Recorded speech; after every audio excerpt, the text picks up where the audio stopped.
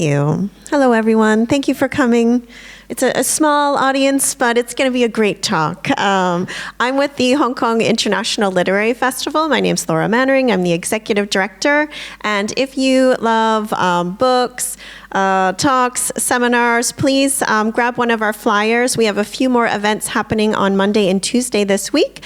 Pim will be there where there's a lunch panel, a literary lounge, and she'll also be giving a fabulous workshop. So if you're interested in that, please have a look at our Instagram or our website. We do have another festival in March, which is our main public-facing festival. So please also save the date, have a look at our website to find out more about all of our interesting speakers and walks, workshops, lunches, etc. that we hold in March. And I'd also like to thank the Hong Kong Trade and Development Commission for inviting us to be part of the festival or part of your book fair this year. It's always an exciting time. So thank you very much, and passing things over to Pim. Hi, good morning. Thank you so much for being here. So my name is Pim Wangtechawat. I'm an author from Bangkok, Thailand, and my debut novel is The Moon Represents My Heart, as you can see here, and it's also on sale outside. So thank you so much to everyone for coming. It's a bit of a small crowd, but that's fine. This a little secret is that this is my first solo book talk, so I apologize in advance if I make any mistakes, and hopefully you guys will find this interesting. So the Making of Moon will be a talk about my journey as a writer from Bangkok, Thailand, and how I made it from just a little girl in Bangkok who loves reading and who loves making up stories to becoming a published author in the UK and the US. And I'm going to also tell you a little bit about in-depth information behind the writing of the book, behind the research process and everything that went into the writing of this book. So it's okay if you haven't read the novel yet, but if you're someone who's interested in literature or someone who's interested in the process of writing or in the process of publishing, I hope this can be helpful and useful to you. So, how do I? Down. Oh, okay. Yes. So a little bit about the novel at first. So the novel is called The Moon Represents My Heart, named after the Teresa Tang song. I'm going to butcher the Chinese pronunciation of it, but it's like a yearling代表我的心. So it's the name of that song.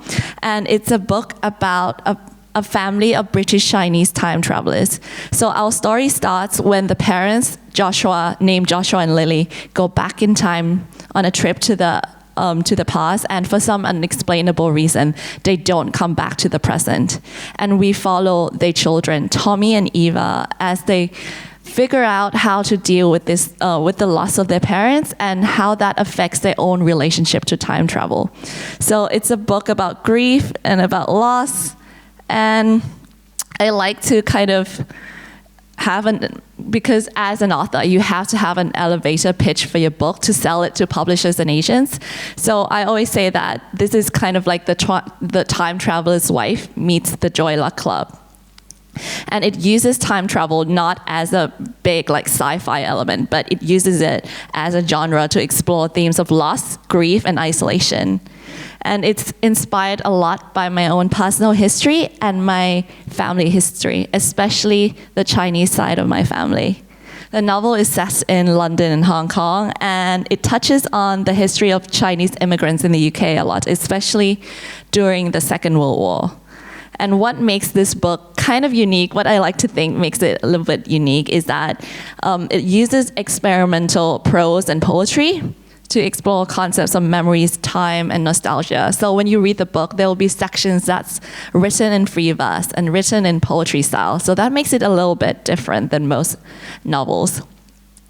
So it's been published, like I said, in the UK with One World Publications and published in North America by Blackstone Publishing. It will also be translated into Spanish, Italian, Turkish, Russian, and Indonesian. And it's already been translated into Thai, my mother tongue, which is a very special thing. And what blew my mind was that we've been optioned by 21 Labs, the production company behind Stranger Things, and Netflix. So right now it's in development with Netflix to be turned into a limited series with actress Gemma Chan from Crazy Rich Asians, who's set to star and produce. So this is kind of like the bit of a lowdown on the novel, basic information. So just to give you a little bit of a taste, I'm just going to do an extract. I'm just going to read an extract from the novel, just to give you guys a little bit of a feel of what the novel is like. So just to give a bit of context, I'm going to read from a chapter called Joshua and Lily, 1988. And Joshua and Lily are the parents in the books. And so much of the character of Joshua is based on my father and my grandfather. And I wanted this relationship between Joshua and his wife Lily to be a bit of a sweeping romance, a bit of like an epic love story, because I wanted to give my grandparents the love story they never had. Because for so many people who grew up in Chinese families, sometimes you see that your parents or your grandparents, and they're not very affectionate with each other. And sometimes you kind of see their love, and you don't get the feeling that it's this like sweeping epic love story. So through the relationship in this book, I want to give my grandparents that. And just to give a bit of context, this is the characters meeting kind of for the first time and sort of like falling in love. So Joshua and Lily, 1988. Timing is imperative when it comes to love. Lily had always believed this. Meeting the right person does not matter if the circumstances are not aligned, if both of you are in different stages of your lives. You might be entangled for a while, sometimes even for longer than a while, but eventually the wires will always get crisscrossed or severed. Timing, Lily always said, gives love wings. If timing had not cooperated, she would not have decided to go to that New Year's Eve party at Islington on the last day of 1987. She would never have stood outside, smoking by Pauline's rose bushes, and met Joshua. A month or so later, if timing had not been on her side, Pauline would not have suggested going for Chinese after class one evening, and they would not have ended up in the restaurant where Joshua worked exactly when he was working. Lily would not have worn her yellow dress, her turquoise earrings, sat down at the table with her friends and almost gasped when he walked briskly over, a notepad and pencil in hand, ready to take their order. His eyes swept over her face, and then he said, just one small change. She and her friends could have gone somewhere else. He could have been assigned a different shift. Her mother could have birthed her a week later. She could have taken the wrong turn down a road once, and their love would never have materialized. But Joshua would disagree. Love, Joshua said, does not hinge upon timing. Instead, the opposite is true. Why fear time when fundamentally it is what you make of it? If he had not agreed to go with Kevin to that party, if Lily and her friends had not shown up at his restaurant a month or so later, love would find other ways to bend time to its shape, to its design. Other things would have fallen into place. On a different day, perhaps, under a different sky. They would have eventually met, their lives intertwining and molding into one. She might even be in the same yellow dress, with turquoise in her ears, her face lighting up in surprise as their eyes met, and she would say, oh, it's you. So this is a little bit from the book, so you can get a taste. So this is my favorite chapter to write. And yeah, so a little bit more about this. So now we're just going to go a little bit more about my journey as a writer. So for people who are interested, especially if you're interested in becoming a writer. So I was born in Bangkok, Thailand. Lots of people think I'm Asian American or I'm British Chinese, but I'm very Thai. So I was born in Bangkok to a Chinese family. On the bottom left-hand corner, that's a picture of my grandparents in the back and my parents on the right side. And then the second picture on the right is me and my brother. So I have one younger brother. And he's a big inspiration for the character of Tommy, the son in the book, and his relationship with our dad is also a big inspiration for the relationship of the children and the parents in the book. So I grew up, every week we would go to visit our grandparents, and the people on the left are that's my cousin and my dad's sister, who now live in Australia, so we're all over the place. So my grandma, my dad's mom, is Chinese, but she grew up in Thailand. So she was born in Thailand to a very Chinese community. So she's the only grandparent I have left at the moment. She's 90 years old right now, which is quite old. So she still lives by herself. And she talks in Thai with a Chinese accent. And my granddad, the one to her right, he was born in Vietnam, but he's from China, and he immigrated to Thailand when he was in his 20s. So my last name, Wangtechawat, is the last name that he came up with in Thai, so he could assimilate into Thai culture. And my granddad is a very strong, very hardworking man. I think he went bankrupt like 9 times trying to build up businesses. And my dad is their only son. So I grew up in this Chinese family, and the picture to the right, this is me holding all the Game of Thrones books in my hands. So I always grew up loving reading. And when I was young, my dad would read little stories to me, and he would also make up his own stories to tell me and my brother. So I've always loved watching movies, love reading, love storytelling in general. At a certain point, when I was young, 7 or 8, I would read everywhere. I would read at dinner. I would read when I was walking in malls, to the point that my parents had to sit me down and say, it's rude, you can't read all the time, especially when people are there. So yeah, so this is a little bit background about me and my family. And so I've always wanted to write, but because in Thailand, I don't know if it's very similar in Hong Kong, but in Thailand, writing and literature is not a big thing that people are aware of. And it's not a thing that Thai education supported. So if you love writing and if you love reading, you don't really see a career path for that, where that might go. So I've always loved, like I said, to write, and I always had this dream in the back of my mind that I want to write a book one day, but I don't know how I'm going to go about doing it. So it's only after I moved from a Thai school to an international school from my high school that I began to learn more about literature, and that kind of inspired me to study English literature in London, at King's College London, for my undergrad degree. So coming from the East, from Asia, you've always had this maybe romanticized or idealized idea of what the UK is like based on things we see in movies and books. So I've always been fascinated about what that experience would be like for me. So I got the chance to do that, lived in London, immersed myself in literature, and I also worked in a bookshop. The picture to the right is the bookshop that I worked in. So I did this and came back to Thailand for a few years, worked in marketing, and this is when I started becoming a freelance writer. So I began writing a lot of movie criticism, TV criticism, and also articles on culture and pop culture that got published in various Southeast Asian literary journals and magazines, including the Macon Review and the Nikkei Asian Review. And this is also when I started writing cheesy poetry as well, and fan fiction. So I wrote a lot of fan fiction at this point. And certain people, if you know what fan fiction is, some people criticize fan fiction and say it's not real writing, but I would say it's very good practice. And I would recommend, if you love writing, that fan fiction is a great place to start. So I was writing fan fiction for a solid 2-3 years. But I've always had, like I said, that dream again, that I want to write a novel one day.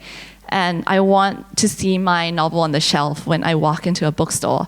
And I want people to read my book and have the same feelings that I felt when I read my favorite books as a child. I hope people pick up my book, read it, and feel less alone or feel inspired. So after 5 years of doing this, I decided to pursue that dream. And I went to Scotland, which is quite random. But I went to Scotland to study my master's in creative writing specifically at a university called Edinburgh Napier. so in the capital of Scotland. And during this time, it was very life-changing because for the first time in my life, like I said, growing up in Thailand, you don't really get the chance or the opportunity to focus and immerse yourself in the act of writing. So this was the first time that I had lecturers and mentors who worked with me on a personal basis, crafting my novel, crafting my work, my writing. And I also had the opportunity to go to open mic nights and share my work and read out my poetry with people. And this was the first time. On the left, that's a picture of me and my best friends that I found in Edinburgh. So it was the first time in my life that I had writing friends. So growing up in Thailand, I've never known anyone who wanted to write.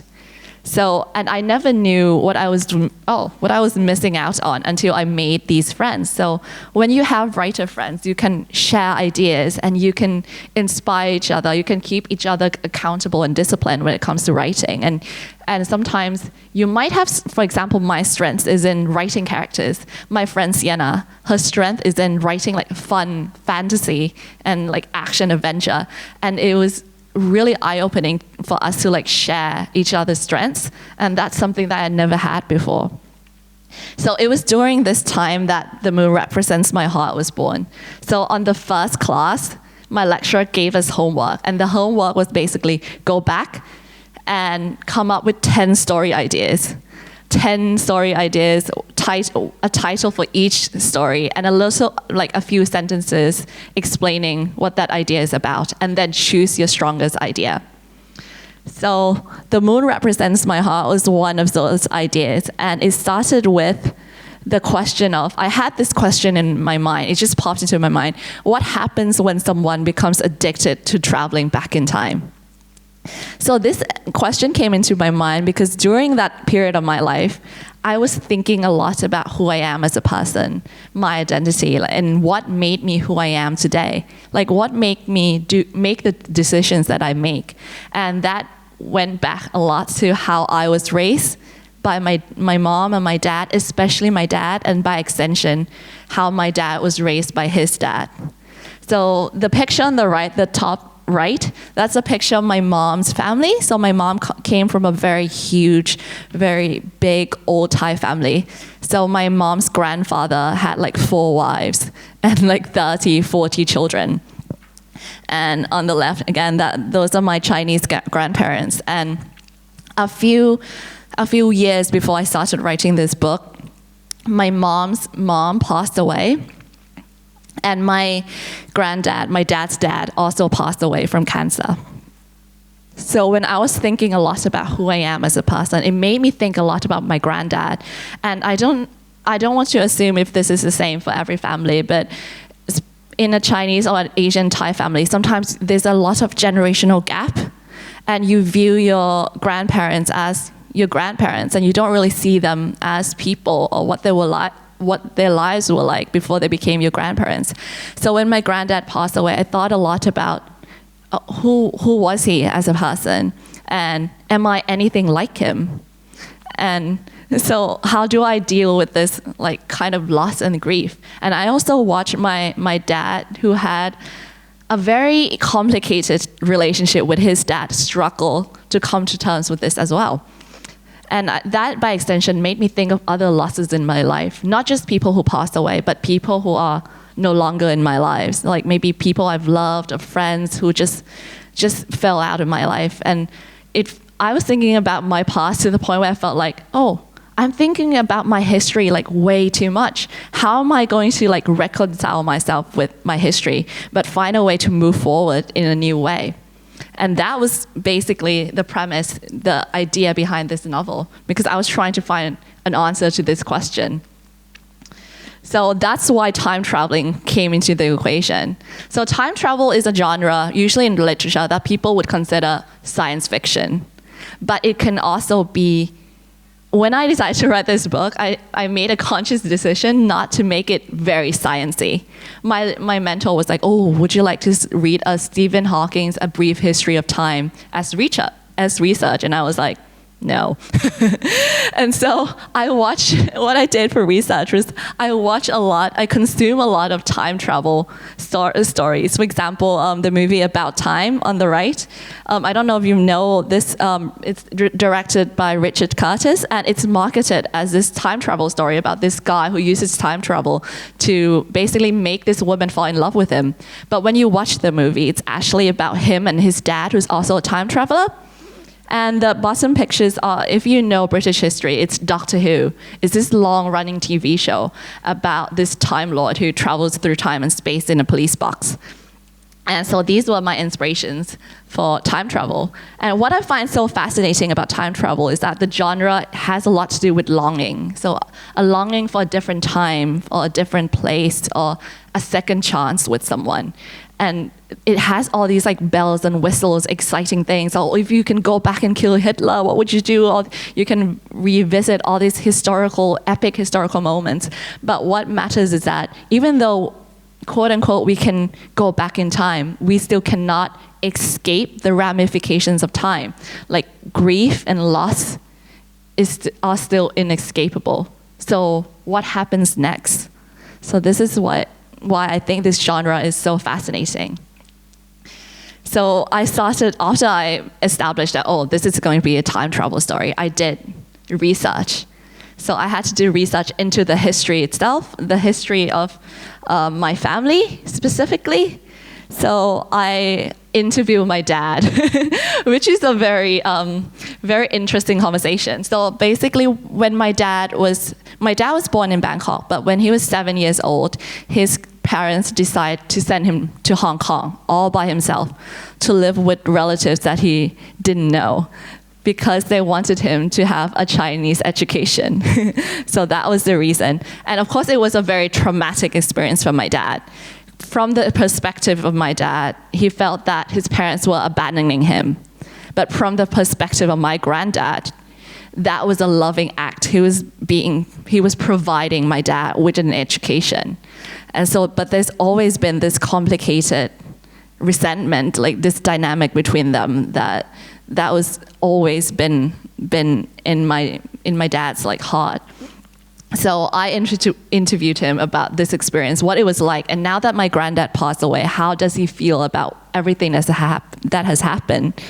And also, after my dad grew up in his early 20s, he came back to Hong Kong again, and he did some work with quite a well-known English missionary in Hong Kong named Jackie Pullinger.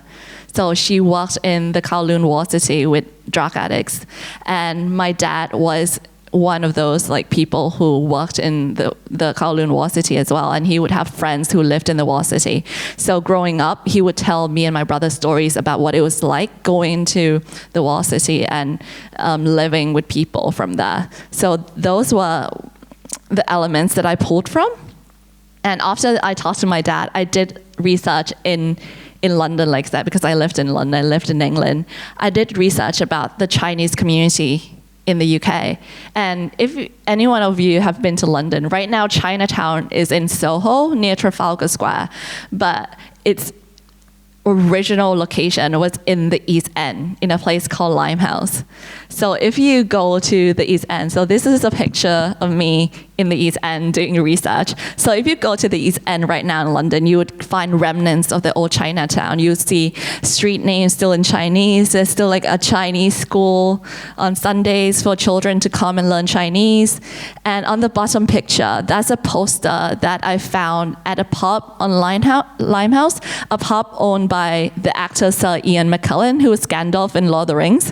So he has this poster of a movie called Limehouse Blues, which was filmed in Limehouse during the 1920s, 1930s, starring this big, amazing Asian American old Hollywood star, Anna May Wong. So you have all this history that's not very talked about.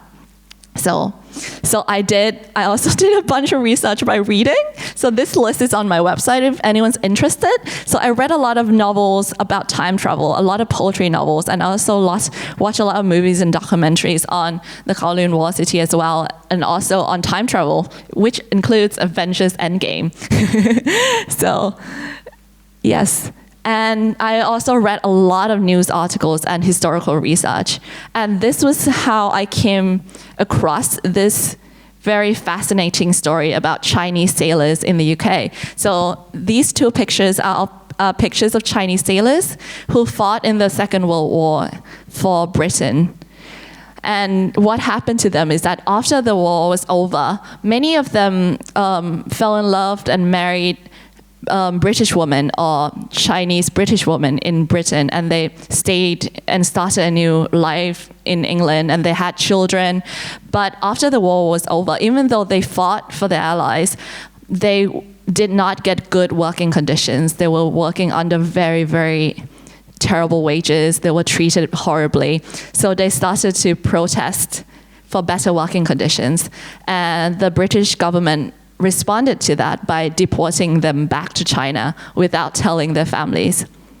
So there are still descendants of these sailors, children of these sailors in England, especially in the city of Liverpool, who are still asking questions about what happened to their father. There are some of them who are able to trace their father about what happened to their father, but most of them could never get in touch with their fathers again because after they were just deported without notice, basically. So a couple of years ago, this story just started coming to light. More people started talking about it more. And there's now a memorial for these sailors in Liverpool. And a couple of years ago, the British Prime Minister issued an apology. But it's a chapter of history that's still not very talked about and not very well known. So I was able to, not as much as I would like to, but I was able to touch on this history a little bit in the novel. And I hope that if anyone reads it and find out this story, you'll do more research about this and know more about this, because I feel like this is a very important bit of history that is quite lost in time. So there's an article on this in The Guardian newspaper that goes in depth into what happened to these sailors. And if you're interested, I really recommend reading that. So now we come to the actual technical, if you're a writer, technical stuff about starting writing the novel. So after I have all my research, what I always do is I establish the purpose of my writing. What am I trying to say with my book? I also do this with articles as well. What is my argument? What do I want my readers to feel upon reading the book? So I always make sure that my purpose is very intentional and very detailed. So this is the purpose I wrote down for The Moon Represents My Heart in 2019. So that's a few years ago. This is before I've written like anything for the novel. I wrote down, my purpose is, what if a person becomes addicted to traveling back in time?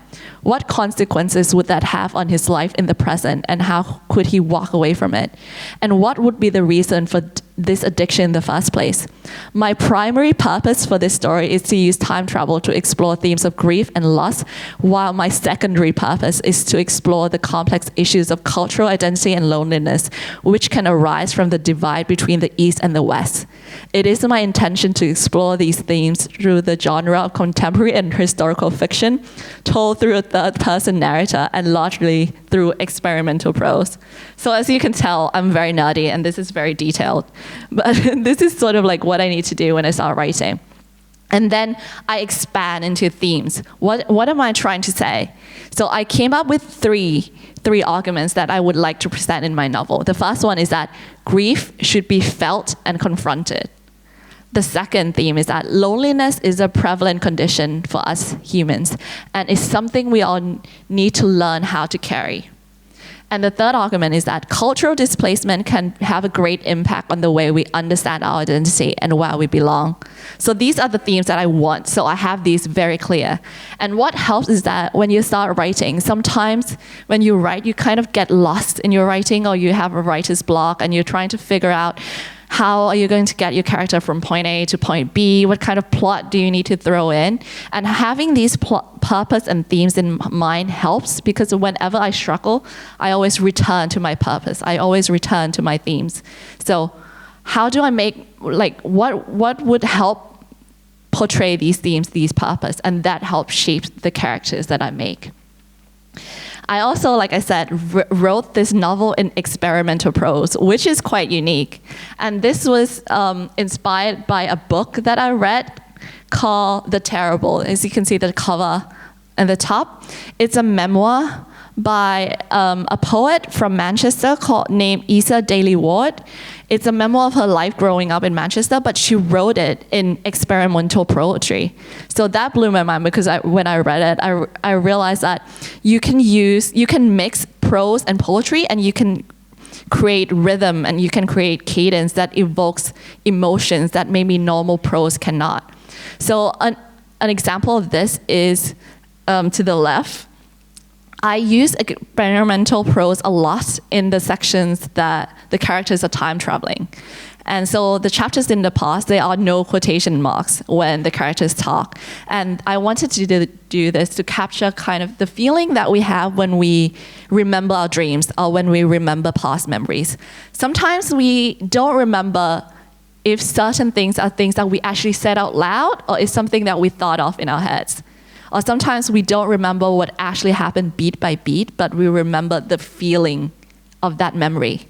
So by using poetry and by using like free verse, I hope to evoke that emotion more. Like on the right, it's a scene where the main character, the son Tommy, is thrown into the Blitz in the East End. So I use like fragmented sentences to capture this feeling of him being thrown about while there are bombs exploding. So I hope that if you try reading the book, all these like emotions come across. So it's a very fun experiment. But I did get told, oh, it might be harder for you to get published because this is kind of like a niche thing to do. But some readers have responded well to it. Some readers haven't, but I think it's up to personal preference. But if you try reading it, I hope you respond to it well. And this is basically the first family tree that I drew for the book in 2019. So in order for, like I said, I didn't want the book to be sciencey. I want the focus to be on the characters. So that meant I had to expand the history of the characters. So I had to figure out what would they, like different generations going back, who are they, when were they born? So I had to come up with like birth dates, like days that they passed away, everything to make this family like a real family. And then I started breaking down the characters. So this is, every writer has a different technique, but for me, I always give a lot of focus to characters. So I would start by basically, in this scenario, I gave different characters a different time traveling ability, which is quite different to other time travel stories. I wanted to give them each a time traveling ability that has something very important, very significant to the character. For example, the character of the dad, Joshua, because he grew up in Hong Kong, he can only time travel to Hong Kong. While the character of the mom, Lily, she can only time travel in England because she was born in England. So each of them would have a different time traveling ability. And then I would do this thing where I break down, deep dive into a character's psyche. So this is an example of what I did with Tommy, the character of the son. So I would explore his want. His want is basically his conscious desire. So his conscious desire is to escape pain and just live in the past and have fun. And then I would determine what his need is. His need is his subconscious desire, something that he doesn't realize he needs, which is to find a place to belong and come to terms with the loss of those he loves. And then I will break down what are his flaws, like what are his defensiveness, his self-denial, what are his obstacles in life. Like, the prejudice he faces from living in England, maybe. And I also break down, I would write a lot of details, like everything I can think about. His favorite song, his favorite food. What does he do when he first wakes up in the morning? So I would do a lot of like deep dive detail into each of the character. And that's how I turn them into real people in my head. And I also had to do like an actual timeline for the whole book. So this book spans the time from 1918 to 2019. So it's a lot of years. So I had to like make a whole timeline for everything that happens in the novel. When was each character born? When did each person like pass away? Everything to make it clear. And this is the very first. This is 2020. So after I have all my characters ready, what happens next is I have to decide on the structure of the book. So I wanted to tell the story of the children, Tom and Eva, and how they cope with their parents being gone. But I also wanted to tell the story of the parents in the past, how Joshua, the dad, grew up in Hong Kong, how he immigrated to England and started falling in love with his wife. So at first, I had a plan to tell it chronologically. So starting from the story of the dad and then the children. But then my mentor is an author called Laura Lam. She's amazing. If you Google her, she has some books out, so I recommend her books. She made a suggestion that maybe I should intersperse the chapter. So it's the first chapter maybe takes place in the present, and then it flashes back to the parents' story, and then it goes back to the children again, and then it goes back to the parents again. And then in the end, it all comes around together to kind of reflect this concept that time is a circle. So hopefully if you read the book and if you read the ending, this will come across. Okay. So after I have my novel ready, after I finish writing the whole novel, the next question that people always ask me is that, how do I get published? And this is a question that I get a lot, especially in Thailand. How did I get published in the UK? How did I get published in America? So the first thing that I always say is, you must have an agent.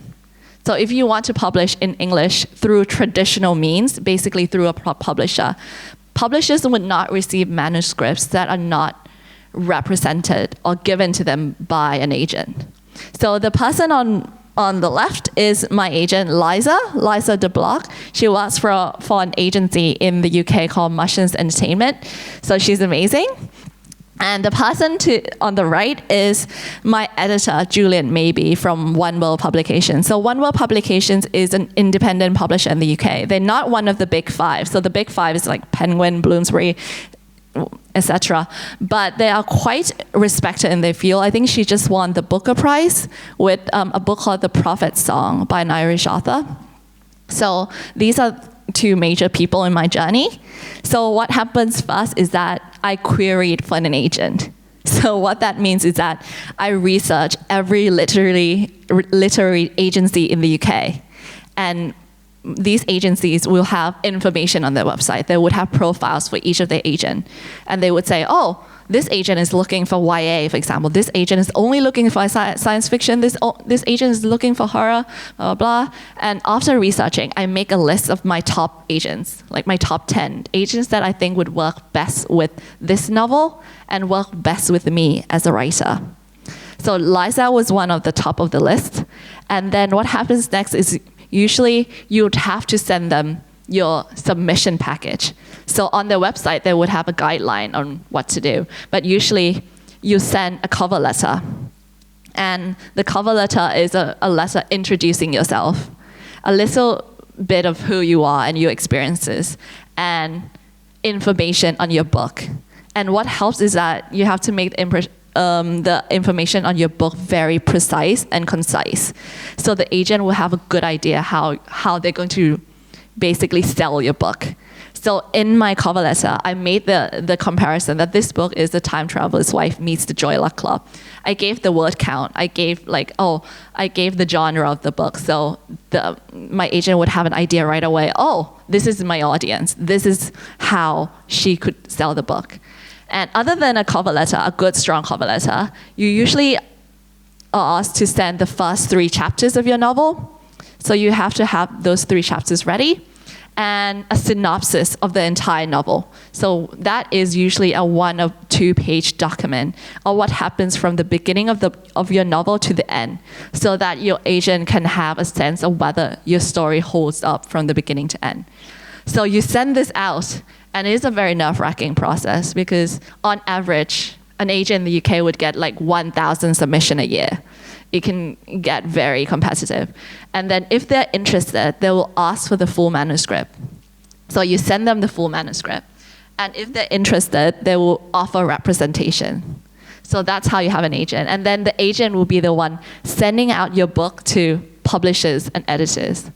And if a publisher is interested, they will make an offer. And usually in the UK, it's a 2-book deal, so you get a 2-book offer. And if there's more than one publisher interested, then it becomes an auction. So that's a good case scenario. And so that's how we got Juliet at One World Publications. She was very interested in the book. She was very passionate about publishing it. So she got the book. And this was published in the UK last year in June 2023.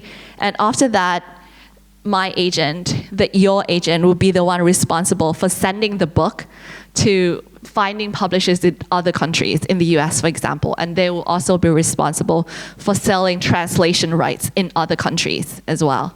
So you don't pay your agent, but they make like 10% out of everything you make. So it's in their best interest to sell you as well. So basically, you need to choose an agent that believes in you and your work. So after I got the book published, so the pictures on the left, that is me on publication day in the UK, and the picture on the right is me and my family at my book launch in Edinburgh. For when the book came out, so it was a very happy day. So before the book got published, every author would have certain expectations of what publication is. Sometimes you think, oh, you get published, your book will be read by millions of people, it will be like a bestseller, and you're going to be catapulted to fame, stuff like that, which isn't what happened. So I would tell a little bit of my own story. From my point of view, publishing can be a very competitive industry. If you read Yellow Face by Rebecca Kwong, it is a little bit like that sometimes. So it is quite competitive and it's quite cutthroat. So what I learned from being in the industry is that your quality as a writer or the quality of your work is not defined by how well you do in the publishing industry, and how well you sell also has nothing on whether your book is good or how good you are as a writer.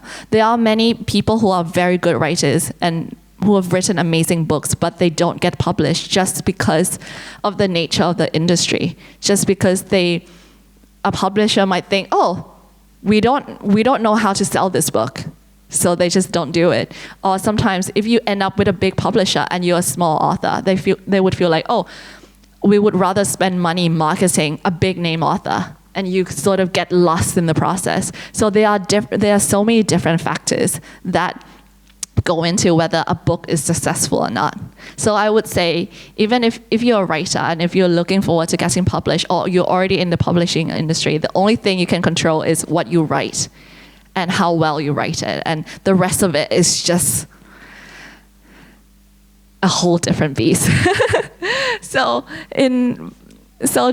After the book got published, there've been things that did not pan out according to my expectations, which is something that's is good to know and good for the future, good for me to learn for the future. But I was also very blessed to have really amazing things happening to me, the Netflix option being one, and my chance to basically do signings in my hometown in Bangkok, and getting to meet readers and getting to see my book published in Thai, which was very special, so my mom can read it as well. I got to appear in Vogue Thailand, which is very amazing. I got the chance to be a part of amazing events like this one, and the Bangkok Literature Festival. That's the picture on the right.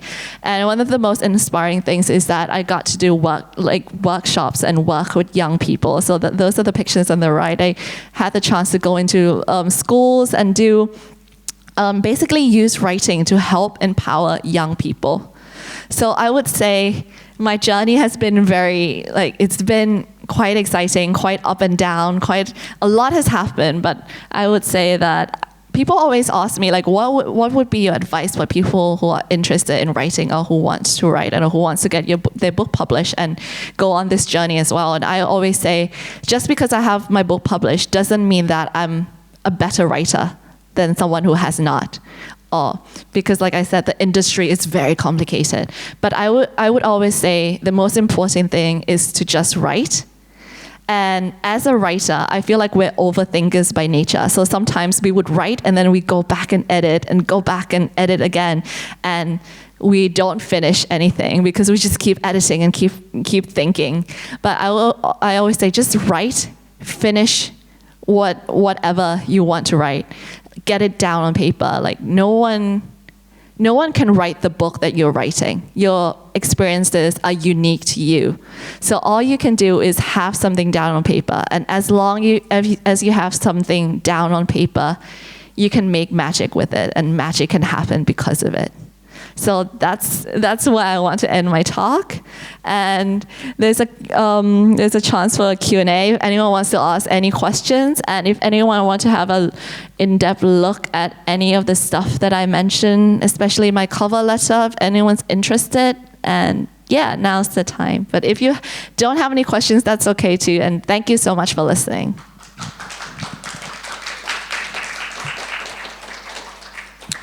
Thank you, Pim, for your sharing. We will now move on to the Q&A session. If anyone in the audience have questions they would like to ask, you're more than welcome to do so now.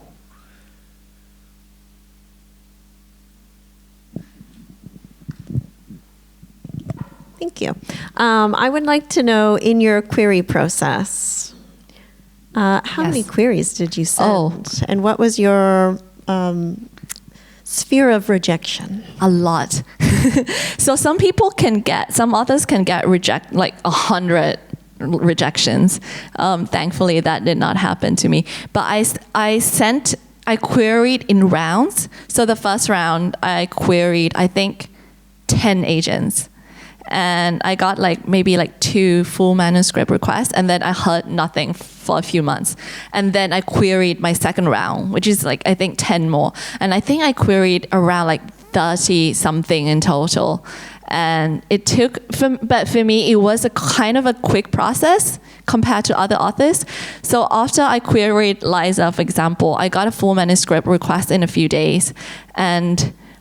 But then it stalled for a couple of months. I think after 2 months, one agent reached out and they said, they want to represent me. So when I have an interest from one agent, what I did was I sent an email to all the other agents with the manuscript and be like, one person is interested. Are you interested too? And that helped quicken the pace. So sometimes that can happen, but yeah, I queried around 30 in general, and I started. I think if I was not wrong, I started querying in April, and I got my agent in June, so that's quite quick. And even after I got my agent, for 3-4 months later, I was still getting rejections. I was still getting agents emailing saying, this is not for us. And yeah, so you get a lot of rejections. So can I also ask a question as an MC? So you gave a lot of really useful advice during the end of your presentation. So I would like to ask you, what was the best piece of advice about writing you have received that perhaps you still remember to this day? I think it's probably from my lecturer at Edinburgh Napier. I think one advice was just focus on your writing.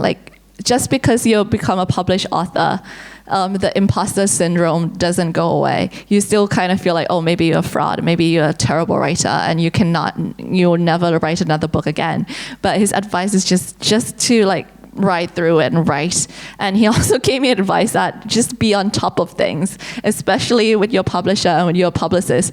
Sometimes, even when you've gotten published, that doesn't mean your publisher or your publicist would find things for you to do or would find ways for you to market the book. So most of the stuff that I've done, going to literary festivals or appearing on panels, are things that came to me on their own without the publicist helping, which is not, it's a kind of a well-known fact in publishing that publicists can be a bit So my lecturer's advice was basically just to stay on top of things. Make sure you're putting yourself out there, making yourself visible so people know about you and know about your book and want you to get involved. And he's also said, email your publicist every week. This is something I haven't done though, but he was like, email your publicist every week. Ask her, what are you doing for me this week?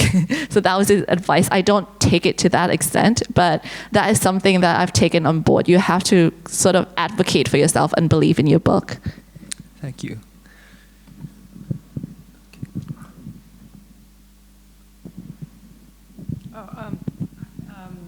Sorry I came late, but I wanted to ask about your writing routine. Like when you were, before you were published and now that you're published, how did you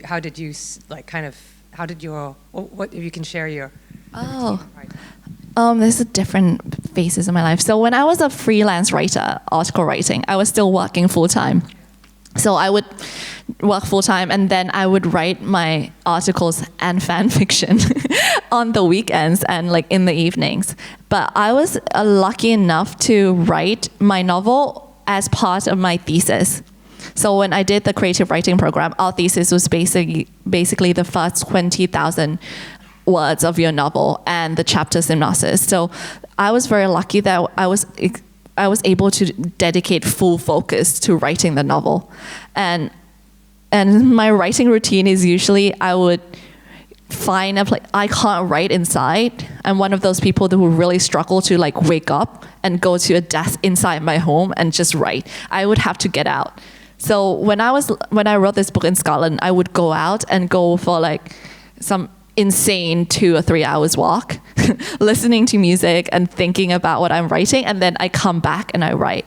But when I'm in Bangkok, for example, you can't really walk 2 or 3 hours. If you've been to Bangkok, you can't really do that. You'll either die of exhaustion or you'd get hit by a bus or something. So I would usually go out to a cafe and sit down and focus. And I would usually have a goal for the day. I would say, okay, today I'm going to finish this chapter, or today I'm going to write 1,000 words. And then if I can't do that in the afternoon, I write at night. And everyone's different. There's, I think George R.R. Martin has this term. He said, the gardener and the architect. So the gardener is a writer who just like writes and kind of like, making things up as you go along. Which is what he does, which is why his books are not done yet. But also the architect, which is someone who has to plan everything out beforehand. And that's what I have to do. So, but this doesn't mean that what works for me works for everyone. But for me, I would have to have a very detailed outline. This is what is happening chapter 1, chapter 2, chapter 3, all the way to the end. And then I would like write each day according to like the outline. I don't know if that's helpful, but yeah, that's more time.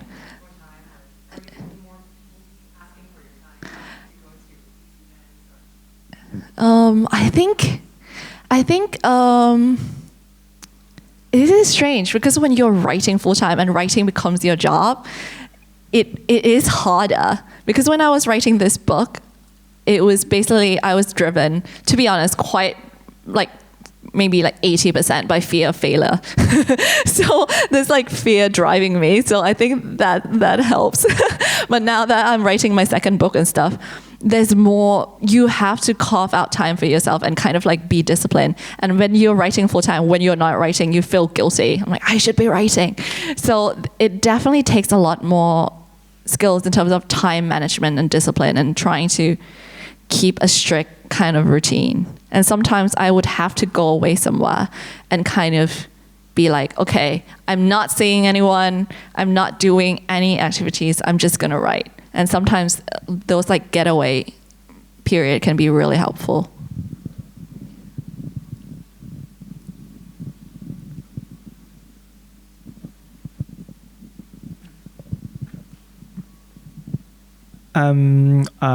What I want to ask you, what do you think about time travel? Do you think it will be happening in future or already happening? This is the first question. And the second question is, I saw your film list. You will watch the Wong Kar-wai movie, right? Yes. How can you share with us how about his movie influenced you about your story?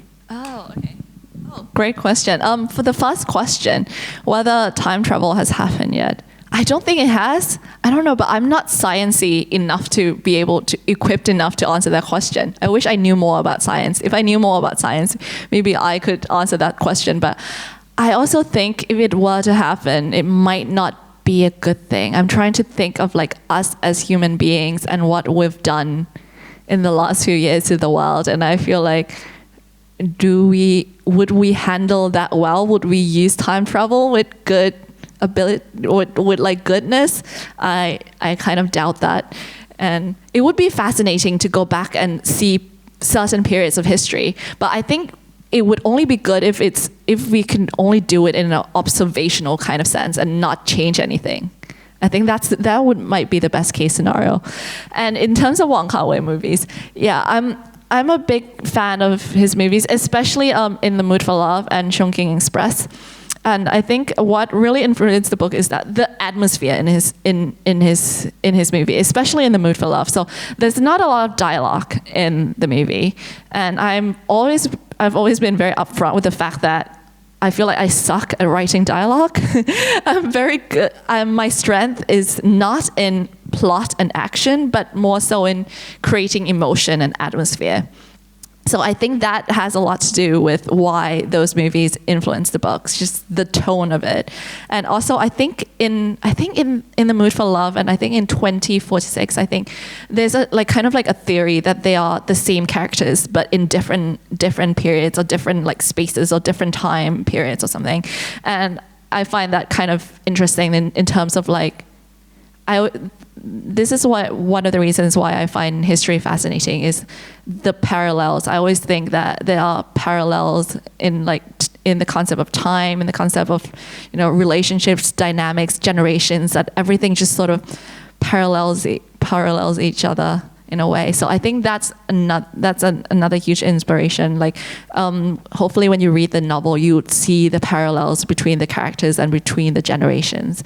And also, like I said, the atmosphere, the kind of moody, brooding, kind of a little bit like romantic kind of atmosphere. And those were the things that I borrowed.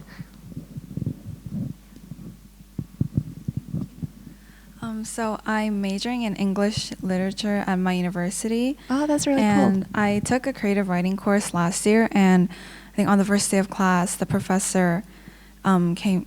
He was like, whatever ideas you have in your head, scrap them.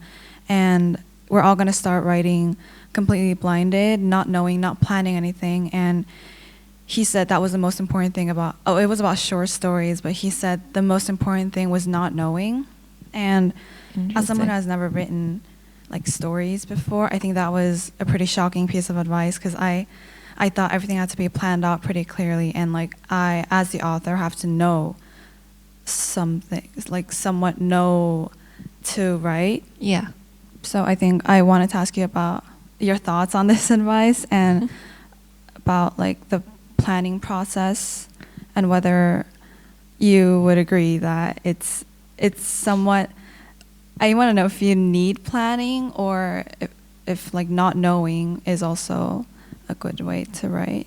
Oh, yeah, that's a great question. That's something very interesting as well. I think it goes back to what I was saying to that question about like the architect and the gardener. I think I really try and not to be like, this is the way that someone should write, because I feel like it's so different for everyone. What works for me might not work for you, and what works for you might not work for me. So I wouldn't always say, oh, not thinking is the most important thing, or thinking is the most important thing, because I feel like there should be a balance, and there's a time and place for everything. I think sometimes when I've done workshops with young people, I find it very helpful to do the not thinking exercise, especially for people who are not used to writing. Sometimes they're not, the average person might not be as writers. I feel like me personally, I think about my emotions a lot, maybe too much, but the average person doesn't really. And by not thinking, or just like free writing, having something, just writing out of nowhere, can help spark ideas. And sometimes I've done that too when I have writer's block. But for me, when writing, crafting an entire novel or like a full-length project, or even an article, like for example, an article for the Nikkei Asian Review, when I'm writing about Thai culture, for example, me personally, I would have to plan. I would have to have a clear idea of, like I said, what my purpose is, what am I trying to say, how am I going to back up my argument in an article. But like in a novel, like what are my themes? What am I trying to say with this novel? How am I going to make those things happen? So for me, as a writer, I always plan. But like I said, I don't want to say my way is the right way, but everyone does something different. Like, for example, like I said, George R. R. Martin doesn't plan.